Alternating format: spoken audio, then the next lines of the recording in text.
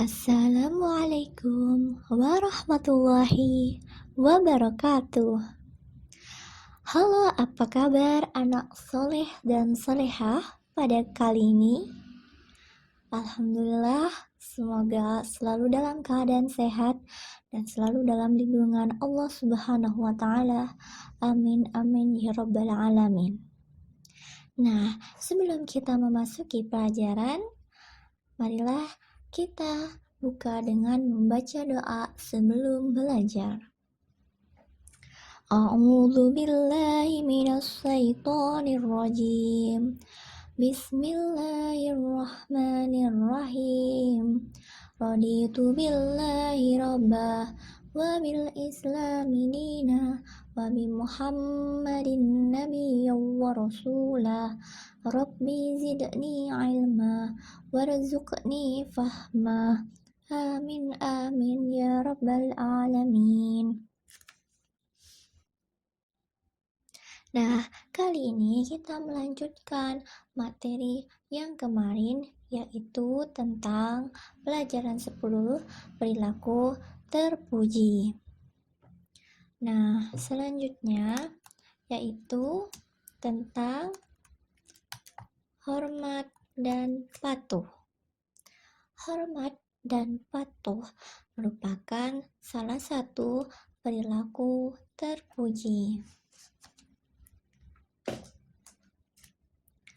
Nah, adik-adik sekalian, menghormati orang tua dan guru dengan cara berkata yang baik, sopan, santun, dan bersikap lembut. Sedangkan patuh yaitu terhadap kedua orang tua dan guru adalah dengan cara menaati perintahnya yang baik. Nah, kita harus hormat dan patuh. Yang pertama kepada siapa saja, yaitu yang pertama kepada orang tua. Nah, ayah dan ibu adalah orang tua kita. Jadi kita harus patuh dan hormat kepadanya, karena hormat dan patuh adalah perilaku terpuji. Bisa dilihat ada gambar dua anak perempuan sedang membantu ibunya. Nah, dari gambar tersebut merupakan contoh hormat dan patuh kepada orang tua, yaitu membantu orang tua. Nah, sedangkan yang kedua yaitu gambar anak sedang mencium tangan guru. Nah, itu termasuk hormat dan patuh kepada guru.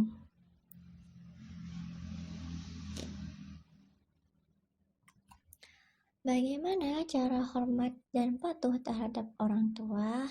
Ini dia beberapa cara hormat dan patuh terhadap orang tua. Yang pertama, mendengarkan nasihat orang tua. Apabila orang tua sedang memberikan nasihat, saran, atau masukan, kita harus mendengarkan, tidak boleh membantah, harus diperhatikan, didengarkan dengan seksama. Yang kedua, rajin sholat 5 waktu. Nah, sholat 5 waktu juga merupakan contoh kita hormat dan patuh kepada orang tua. Jadi ketika melaksanakan sholat 5 waktu, berarti kita hormat dan patuh terhadap orang tua, karena pasti sebelum kita disuruh, lebih baik kita mengerjakan seperti itu. Misalnya seperti sholat 5 waktu tanpa harus diperintahkan oleh orang tua, kita harus sholat. Yang ketiga, ada rajin belajar. Nah, rajin belajar juga merupakan cara hormat dan patuh terhadap orang tua. Jadi ketika kita belajar, kita mendapatkan ilmu, kita bisa termasuk berperilaku terpuji, yaitu hormat dan patuh terhadap orang tua. Yang keempat, membantu orang tua. Seperti gambar yang pertama, ketika membantu orang menyiram tanaman, nah itu merupakan salah satu hormat dan patuh. Misalnya membantu orang tua dalam hal lain, misalnya membantu membersihkan rumah, membantu orang tua ketika kesulitan, misalnya dibutuhkan bantuan oleh orang tua, kita harus membantu orang tua. Nah, selanjutnya bagaimana cara selanjutnya, yaitu ada berkata baik. Nah, kita harus berkata baik kepada orang tua karena termasuk hormat dan patuh. Kita menghormati orang tua kita, maka dari itu kita berkata yang baik kepada orang tua. Kita tidak boleh membentak atau berkata yang kasar kepada orang tua kita. Tidak membentak. Nah, seperti yang dijelaskan tadi bahwa berkata baik atau tidak membentak orang tua, maka itu salah satu bentuk kita hormat dan patuh terhadap orang tua. Yang selanjutnya yaitu tidak bernada tinggi. Jadi ketika berbicara dengan orang tua, kita harus bernada yang halus, nada yang rendah, tidak meninggi, dan selalu mendengarkan. Kemudian meminta maaf. Nah, meminta maaf pada apa saja, pada hal apa saja, yaitu ketika kita berbuat salah. Jadi kita harus meminta maaf, kita harus mengalah, seperti itu. Selanjutnya ikhlas.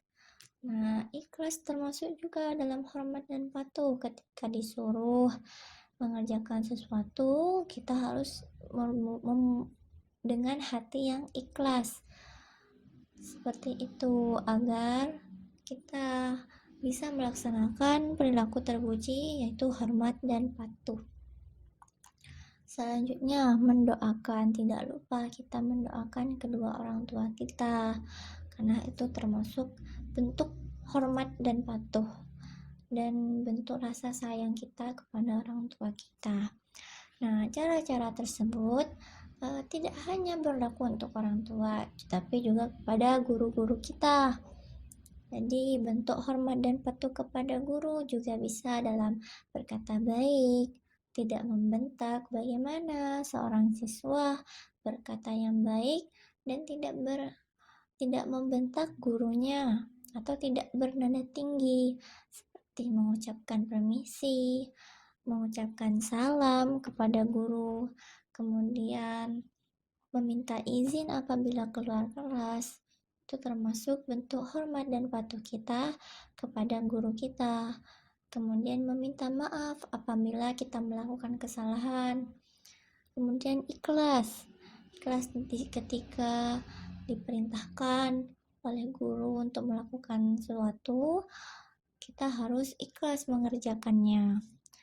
Dan tak lupa kita juga harus mendoakan guru kita, karena guru kita sudah membantu kita dalam belajar. Dan juga orang tua kita juga sudah membesarkan kita hingga menjadi anak yang soleh dan soleha. Nah, itulah bentuk-bentuk hormat dan patuh yang harus kita praktekkan dalam kehidupan sehari-hari. Untuk tugasnya, jangan lupa anak yang soleh dan solehah kerjakan di buku tulis dengan cara berlatih cara meminta izin pergi ke sekolah kepada orang tua. Jadi bagaimana cara anak yang soleh dan solehah ini ketika berpamitan untuk berangkat ke sekolah kepada orang tua.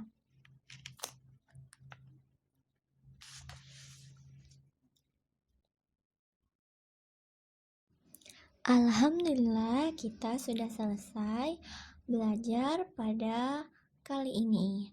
Nah, sebelum kita tutup, kita doa kafaratul majelis terlebih dahulu. A'udzubillahi minasyaitonirrajim. Bismillahirrahmanirrahim. Subhanakallahumma wa bihamdik asyhadu an la ilaha illa ant astaghfiruka wa atubu ilaik.